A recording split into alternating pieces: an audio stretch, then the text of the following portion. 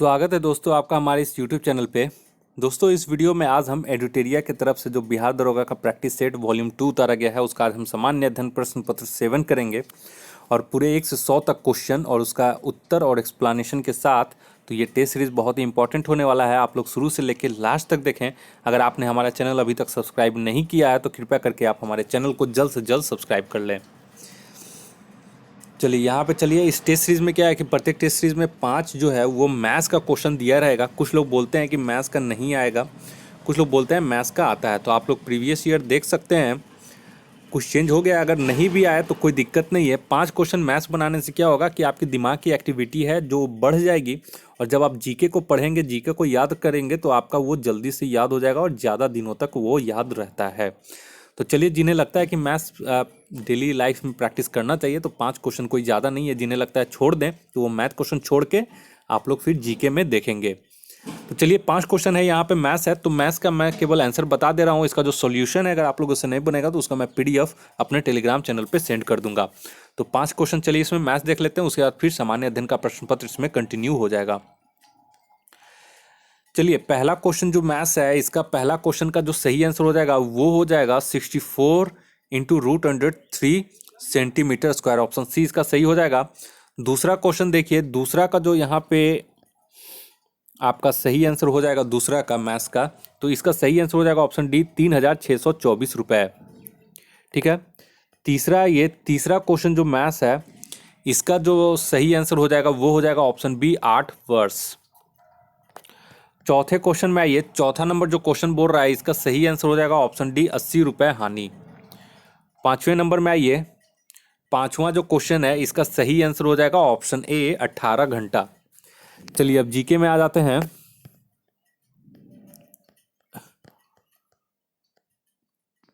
चलिए यहाँ पे बोल रहा है 6 नंबर, अक्टूबर 2020 में पर्यटन मंत्रालय द्वारा जारी भारतीय पर्यटन सांख्यिकी 2020 के अनुसार साल 2019 में विदेशी पर्यटकों को आकर्षित करने में कौन सा राज्य शीर्ष स्थान पर रहा।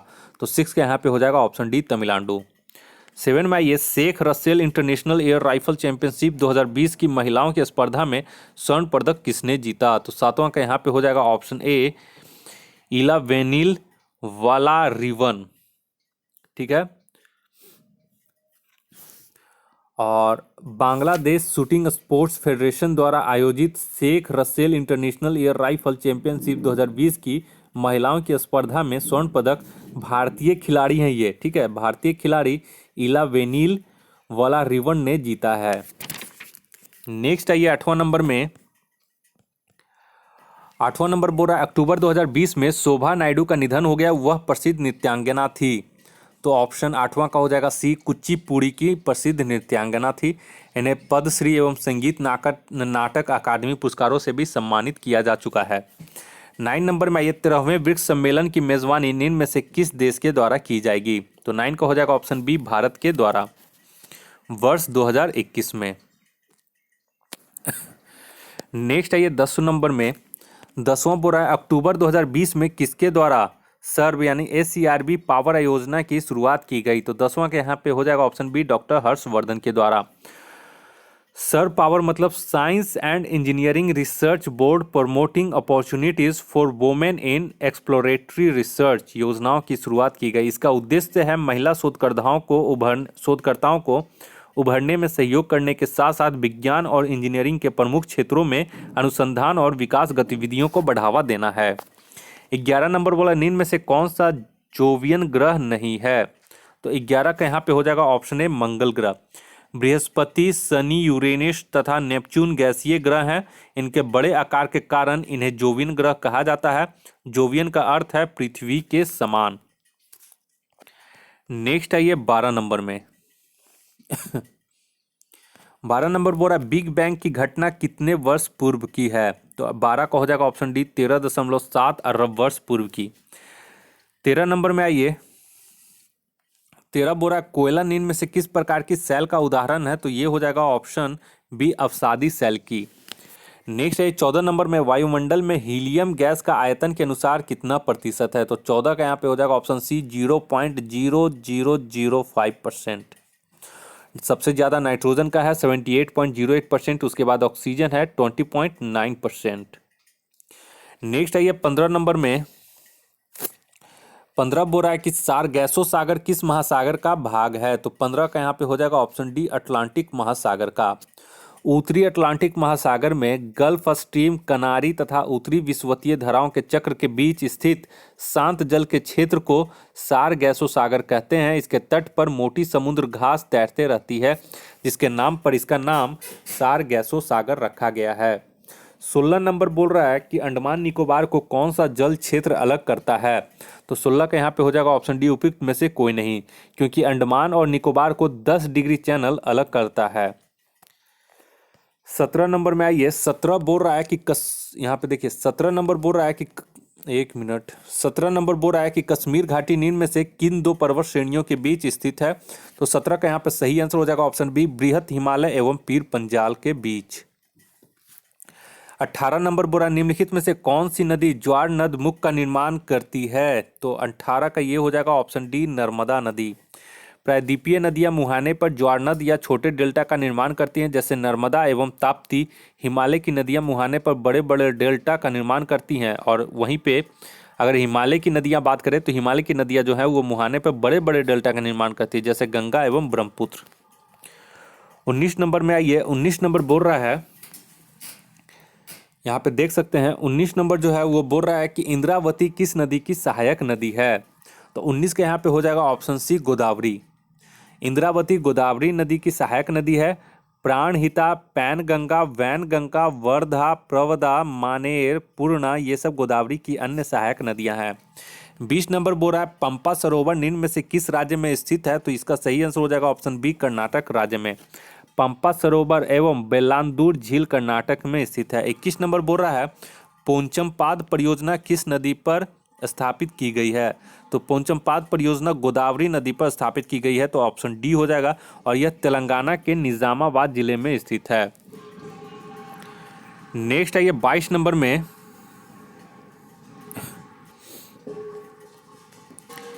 22 नंबर बोल रहा है भारत में टीन का अधिकांश उत्पादन किस राज्य में होता है? तो 22 का यहाँ पे हो जाएगा ऑप्शन सी, छत्तीसगढ़ में।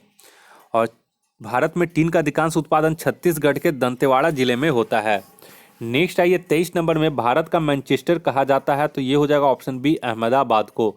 सूती वस्त्र उद्योग का प्रमुख केंद्र होने के कारण अहमदाबाद को भारत का मैनचेस्टर कहा जाता है, और इसे पूर्व का बोस्टन भी कहा जाता है। तो मैनचेस्टर याद रखिएगा ग्रेट ब्रिटेन में है, और बोस्टन जो है वो यूएसए में है, ठीक है। और कोयम्बटूर का दक्षिण भारत का मैनचेस्टर कहा जाता है। 24 नंबर में आइए। 24 बोल रहा है निम्नलिखित भारतीय राज्यों में से किस राज्य की सीमा भूटान से नहीं लगती है? तो 24 का यहाँ पे सही आंसर हो जाएगा ऑप्शन डी, उपयुक्त में से कोई नहीं, क्योंकि 4 भारतीय राज्यों सिक्किम, पश्चिम बंगाल, असम एवं अरुणाचल प्रदेश की सीमा भूटान से लगती है। तो यहाँ पे पूछ रहा है नहीं लगती है, तो इसमें सब में भूटान से ही लगती है। 25 नंबर में आइए। महावीर ने अपना उपदेश किस भाषा में दिया था? तो 25 के यहाँ पे हो जाएगा ऑप्शन बी, प्राकृत भाषा में उपदेश दिया था। 26 नंबर में आइए। 26 बोल रहा है कि द्वितीय बौद्ध संगीति किसके शासनकाल में आयोजित की गई थी? तो 26 के यहाँ पे हो जाएगा ऑप्शन बी, कालाशोक के शासनकाल में। तृतीय बौद्ध संगीति 383 ईसा पूर्व में कालाशोक के शासनकाल में वैशाली में आयोजित की गई थी। 27 नंबर आइए। शुंग शासकों ने अपनी राजधानी कहाँ स्थापित की थी? तो 27 के यहाँ पे हो जाएगा ऑप्शन बी, विदिशा में। और शुंग शासकों ने अपनी राजधानी विदिशा में स्थापित की थी। प्रतिष्ठान 7 वाहनों की राजधानी थी, और प्रतिष्ठान जो है यहाँ पे आप देख सकते हैं ये जो थी ये 7 वाहनों की राजधानी थी। 28 नंबर में ये चेदी वंश का संस्थापक कौन था? तो 28 का यहाँ पे देख लीजिए। चेदी वंश का जो संस्थापक था वो ऑप्शन बी हो जाएगा, महामेघवाहन था। कलिंग के चेदी वंश का संस्थापक महामेघवाहन था। खारवेल इस वंश का महानतम शासक था। वासुदेव कण्व वंश का एवं सिमुक जो है वो सातवाहन वंश का संस्थापक था। 29 में आइए। प्रथम हूण आक्रमण किसके समय में हुआ? तो ये हो जाएगा ऑप्शन सी, स्कंदगुप्त के समय में।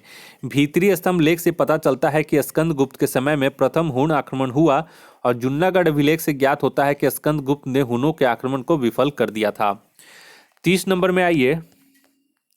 30 नंबर बोल रहा है महमूद गजनबी ने सोमनाथ मंदिर पर कब आक्रमण किया था? तो 30 का यहाँ पे हो जाएगा ऑप्शन डी 1025 ईस्वी में। मोहम्मद गजनबी ने 1025 ईस्वी में सोमनाथ मंदिर पर आक्रमण किया। उस समय भीमदेव कठियावाड़ का शासक था, वह बिना युद्ध किए ही भाग गया। गजनबी के द्वारा मंदिर को नष्ट कर दिया गया एवं लूटा गया।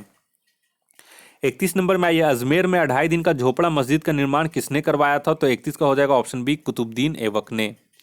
और इन्होंने साथ में दिल्ली में ही कुव्वतुल इस्लाम मस्जिद का भी निर्माण करवाया था, और उसी ने कुतुबुद्दीन बख्तियार काकी के सम्मान में कुतुब मीनार का निर्माण भी करवाया था। 32 नंबर में आइए, बोरा इब्न बतूता किसके काल में भारत आया था? तो 32 के यहाँ पे सही आंसर हो जाएगा ऑप्शन बी मोहम्मद बिन तुगलक के काल में। इब्न बतूता मोहम्मद बिन तुगलक के काल में 1333 ईस्वी में भारत आया। वह मोरक्को का निवासी था। मोहम्मद बिन तुगलक को उसे दिल्ली का काजी नियुक्त किया। मोहम्मद बिन तुगलक ने उसे दिल्ली का काजी नियुक्त किया और इब्न बतूता ने रेहला नामक पुस्तक की रचना की। 33 नंबर में आइए, सर हिंद का युद्ध कब हुआ था? तो 33 के यहाँ पे हो जाएगा ऑप्शन डी 1555 ईस्वी में।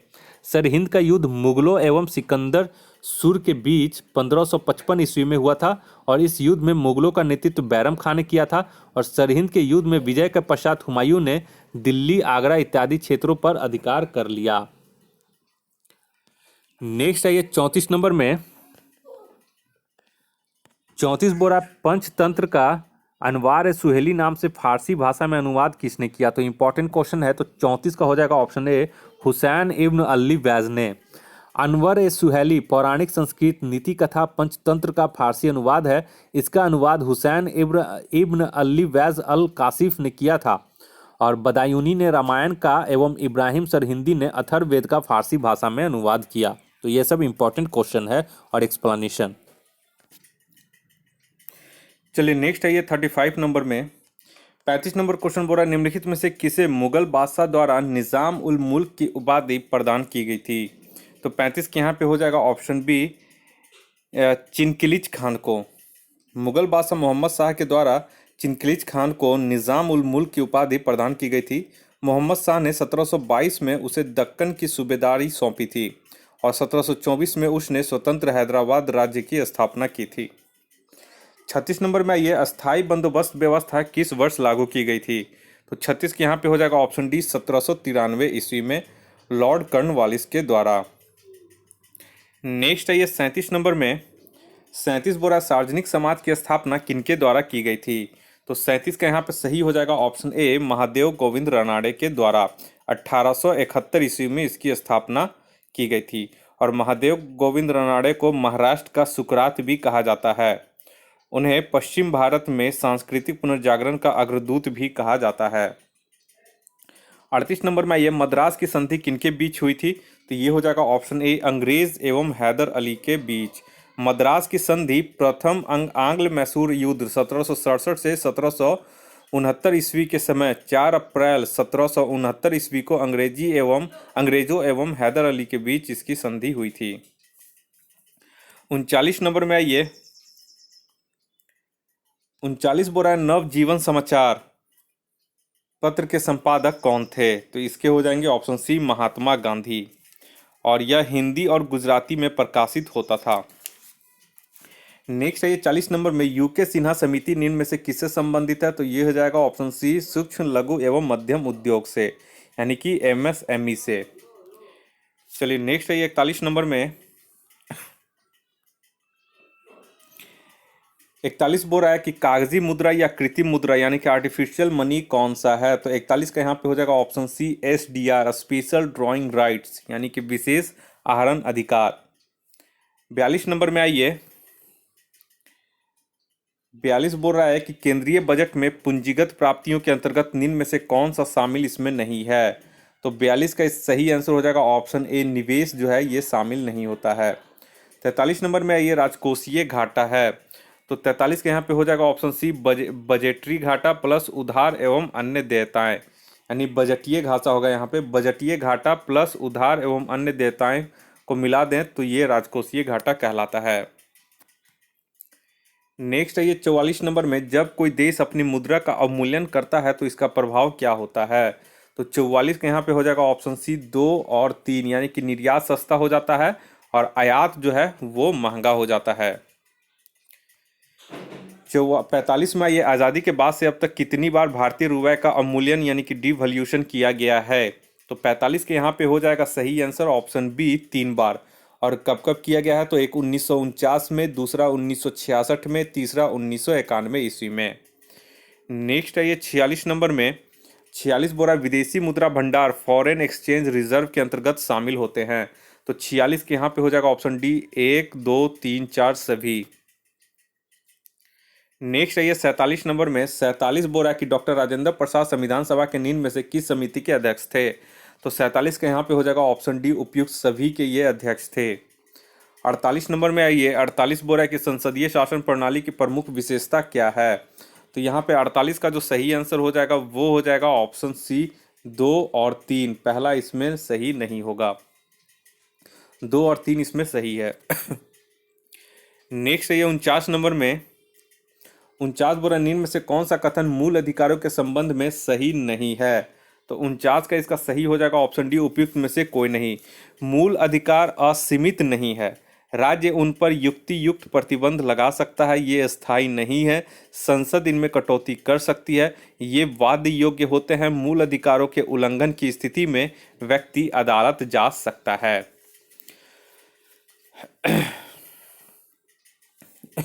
तो यहाँ जो कथन था ये सभी सही है, लेकिन हमसे पूछा था कि कौन सही नहीं है, तो इसीलिए उपयुक्त में से कोई नहीं हो गया।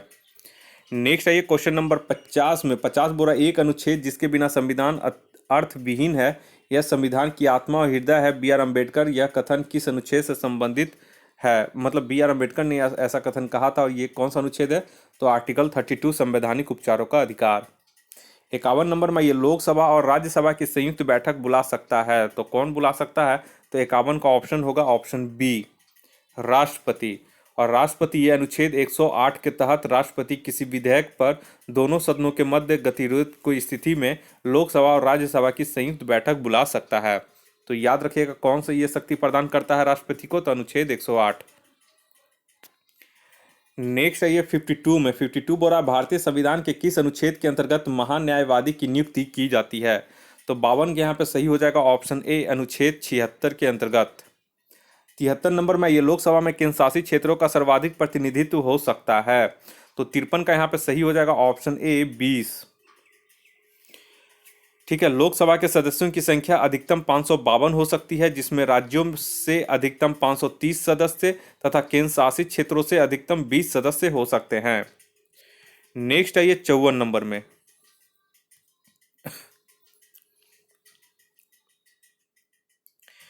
54 बोरा यहाँ पे राज्यसभा का सदस्य होने के लिए न्यूनतम आयु होनी चाहिए। तो 54 के यहाँ पे हो जाएगा ऑप्शन बी, 30 वर्ष। 55 में आइए, भारत की संचित निधि से धन निकालने के लिए निम्न में से किसका अनुमोदन अनिवार्य है? तो 55 का हो जाएगा ऑप्शन डी, संसद से अनुमोदन अनिवार्य होता है। नेक्स्ट आइए 56 नंबर में, 56 बोरा संसद की लोक लेखा समिति के अध्यक्ष की नियुक्ति कौन करता है? तो 56 के यहाँ पे हो जाएगा ऑप्शन ए, लोकसभा अध्यक्ष। और संसद की लोकसभा के अध्यक्ष परंपरा के अनुसार विपक्ष का जो नेता होता है उसे ही चुना जाता है। 57 नंबर में ये चिराग शेट्टी निम्नलिखित में से किस खेल से संबंधित है? तो 57 के यहाँ पे हो जाएगा ऑप्शन ए, बैडमिंटन से। और इन्हें वर्ष 2020 में अर्जुन पुरस्कार से सम्मानित किया गया है। 58 में आइए, 58 बोरा भारतीय दूरसंचार नियामक प्राधिकरण के वर्तमान अध्यक्ष कौन है? तो 58 का यहाँ पे हो जाएगा ऑप्शन सी, पीडी वाघेला। ठीक है, 59 में ये किस राज्य के काजी नेमू को जीआई टैग प्रदान किया गया है? तो 59 का यहाँ पे हो जाएगा ऑप्शन सी, असम को। नेक्स्ट आइए 60 नंबर हो, हाँ 59 हो गया। अब आइए 60 नंबर में, 60 बोरा हाल ही में आसन संरक्षण रिजर्व को रामसर स्थल घोषित किया गया है, इस किस राज्य में स्थित है? तो 60 के यहाँ पे हो जाएगा ऑप्शन बी, उत्तराखंड। अक्टूबर 2020 में उत्तराखंड के आसन संरक्षण रिजर्व को रामसर स्थल घोषित किया गया है। यह उत्तराखंड का पहला रामसर स्थल है। 61 नंबर में आइए, संयुक्त राष्ट्र महासभा के 75वें सत्र की अध्यक्षता कौन किए हैं? तो 61 के यहाँ पे हो जाएगा ऑप्शन सी, वोल्कन वोजिकर ने। संयुक्त राष्ट्र महासभा के 75वें सत्र के अध्यक्ष तुर्की के वोल्कन वोजिकर चुने गए हैं। 62 नंबर में आइए, 62 बोल रहा है कि अगस्त 2020 में ड्रैगन फ्लाई फेस्टिवल कहाँ मनाया गया है? तो 62 के यहाँ पे हो जाएगा ऑप्शन बी केरल। नेक्स्ट है ये 63 में 63 बोल रहा है 63 इसमें विश्व आर्थिक मंच द्वारा जारी वैश्विक ऊर्जा संक्रमण सूचकांक 2020 में भारत को कौन सा स्थान प्राप्त हुआ है? तो 63 के यहाँ पे हो जाएगा ऑप्शन सी 74वां स्थान प्राप्त हुआ है और स्वीडन को इस सूचकांक में प्रथम स्थान प्राप्त हुआ है। और 64 में आइए पब्लिक अफेयर्स इंडेक्स 2020 में बड़े राज्यों में प्रथम स्थान प्राप्त हुआ है। तो 64 का इसमें हो जाएगा ऑप्शन बी केरल को। जबकि उत्तर प्रदेश को अंतिम स्थान प्राप्त हुआ है, वहीं छोटे राज्यों में गोवा प्रथम स्थान पर एवं मणिपुर अंतिम स्थान पर है और केंद्र शासित प्रदेशों में पुद्दुचेरी एवं लक्षद्वीप का शीर्ष स्थान है। नेक्स्ट है ये 65 नंबर में 65 बोरा ग्लोबल वैक्सीन समिट 2020 निम्न में से किस देश में आयोजित किया गया? तो 65 का इसका सही आंसर हो जाएगा ऑप्शन बी ब्रिटेन में। 66 नंबर में ये किस खिलाड़ी को world games athlete of the year award 2020 से सम्मानित किया गया है? तो 66 का हो जाएगा ऑप्शन सी रानी रामपाल। रानी रामपाल को world games athlete of the year award 2020 से सम्मानित किया गया है और यह पुरस्कार पाने वाली वह विश्व की पहली महिला हॉकी खिलाड़ी हैं। नेक्स्ट है ये 67 में जेसीबी साहित्य पुरस्कार 2020 के विजेता कौन है? तो 67 के यहाँ पे हो जाएगा ऑप्शन बी एस हरीश। और जेसीबी साहित्य पुरस्कार 2020 के विजेता मलयालम साहित्य के लेखक एस हरीश हैं। 68 नंबर में आइए 23वां राष्ट्रीय ई गवर्नेंस सम्मेलन कहाँ संपन्न हुआ? तो 68 का यहाँ पे हो जाएगा ऑप्शन सी मुंबई में और इसका थीम था भारत 2020 डिजिटल परिवर्तन। 69 में आइए 69 बोला वर्ष 2020 में टॉयलेट पुरस्कार निम्नलिखित में से किसे प्रदान किया गया? तो 69 के यहाँ पे हो जाएगा ऑप्शन सी पवन सुखदेव को। 70 नंबर में आइए कोविड-19 को महामारी घोषित करने वाला पहला राज्य कौन था? तो 70 के यहाँ पे हो जाएगा ऑप्शन बी हरियाणा। 71 नंबर में आइए 71 बोला 25वें शीतकालीन ओलंपिक खेलों की मेजबानी किस देश के द्वारा की जाएगी? तो 71 के यहाँ पे सही हो जाएगा ऑप्शन डी इटली के द्वारा। 25वें शीतकालीन ओलंपिक खेलों का आयोजन वर्ष 2026 में इटली के दो शहरों मिलान और कोर्टिना डी एम्पिजो में किया जाएगा। नेक्स्ट है ये 72 में 72 बोरा दुनिया के सबसे बड़े जिंक स्मेल्टर परियोजना का निर्माण किस राज्य में किया जाएगा?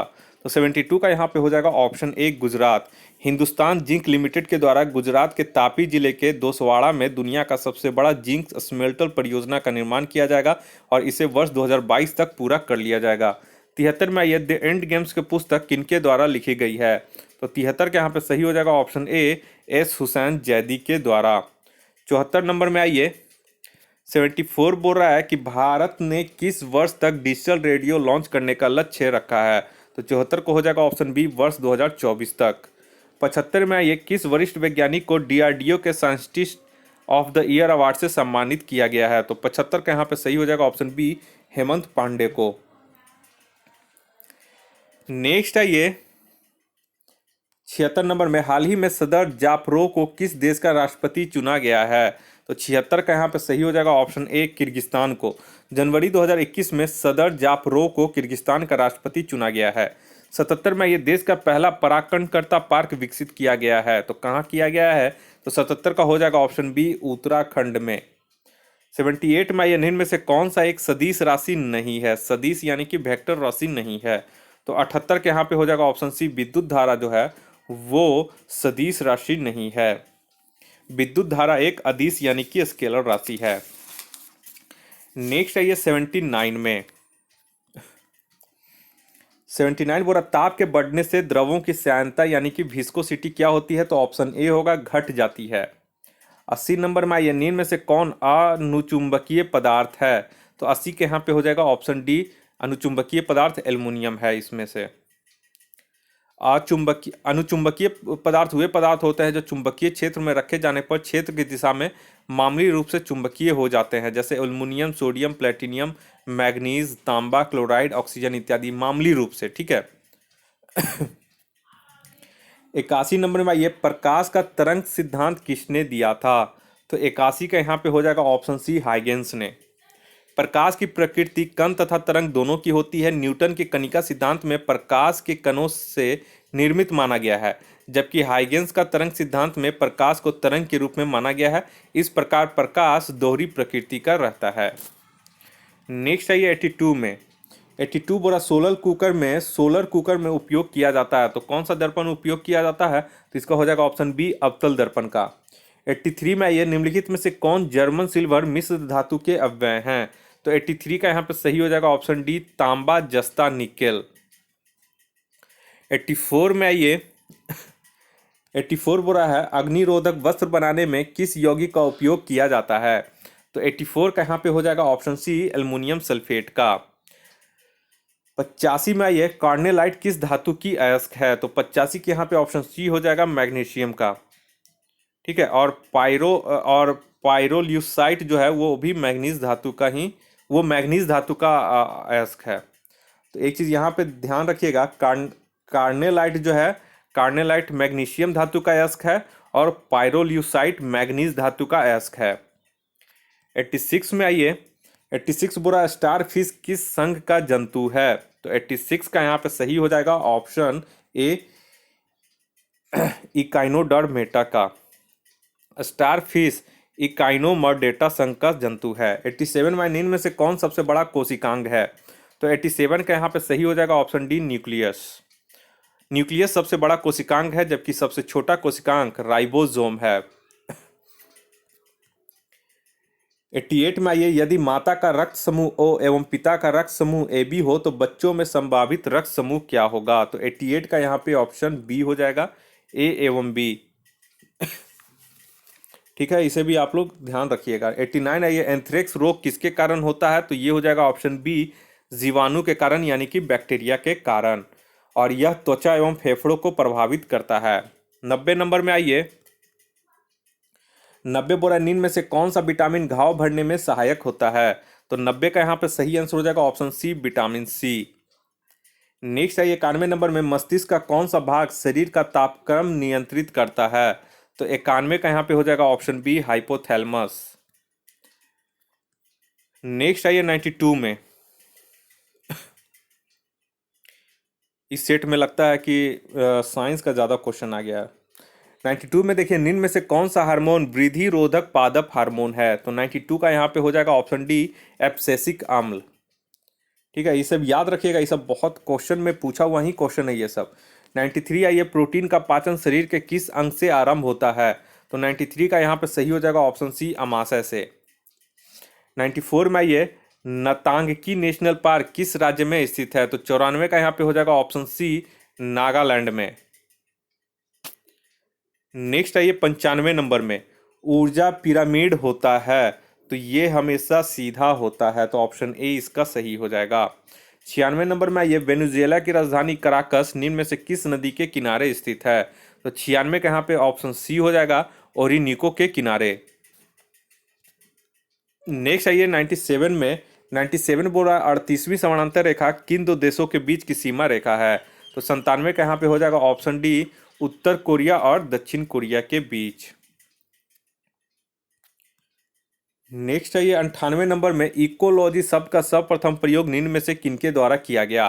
तो 98 का यहाँ पे हो जाएगा ऑप्शन बी, हेकेल के द्वारा, और टांसले ने सर्वप्रथम इकोसिस्टम शब्द का प्रयोग किया था।